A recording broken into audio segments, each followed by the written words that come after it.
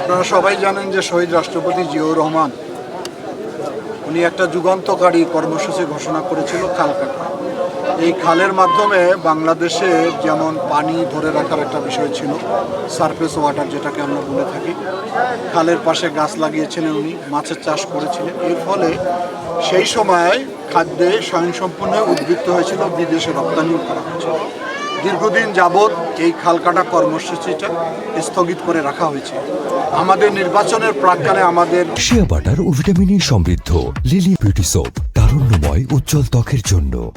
প্রিয় চেয়ারম্যান, এখন বাংলাদেশের মাননীয় প্রধানমন্ত্রী তারেক রহমান অঙ্গীকার করেছিলেন যে বাংলাদেশের মানুষের যদি আমরা ম্যান্ডেট পাই তাহলে আমরা এই কর্মসূচিটাকে পুনরায় চালু করব। সেই কর্মসূচি ইতিমধ্যে চালু হয়েছে। আপনারা জানেন আমাদের মন্ত্রণালয় থেকে আগামী 5 বছরে 7,000 কিলোমিটার খাল আমরা খনন করব। সেখানে এই বছর আমরা নিয়েছি 1500 কিলোমিটার। এর মধ্যে কুড়িগ্রাম ও 4টি খাল আমরা চিহ্নিত করেছি। তার একটি খাল আমি আজকে আনুষ্ঠানিকভাবে উদ্বোধন করব। এই খাল কাটার মধ্য দিয়ে কৃষকরা যেমন শুকনো মৌসুমে পানি পাবে কৃষিকাজ করার জন্য, এবং এই খালের মধ্যে আমরা মাছ চাষ করব, খালের দুই ধারে আমরা গাছ রোপণ করব। এর ফলে আমার মনে হয় যে কৃষকরা যেমন সহজভাবে পানির সুযোগটা এখানে পাবে, কৃষি উৎপাদনে মারাত্মক একটা সহযোগিতা তৈরি হবে।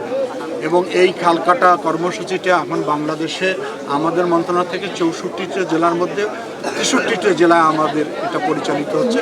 আমি আশা করি যে এই খাল কাটা আজকে হলখানা ইউনিয়নে আমি এসেছি, এই খাল কাটার মধ্য দিয়ে এইখানে যে পানির স্বল্পতা সেটা যেমন নিরসন হবে, পাশাপাশি বর্ষাকালে অতিরিক্ত পানি হলে সেটা নদীতে চলে যাবে।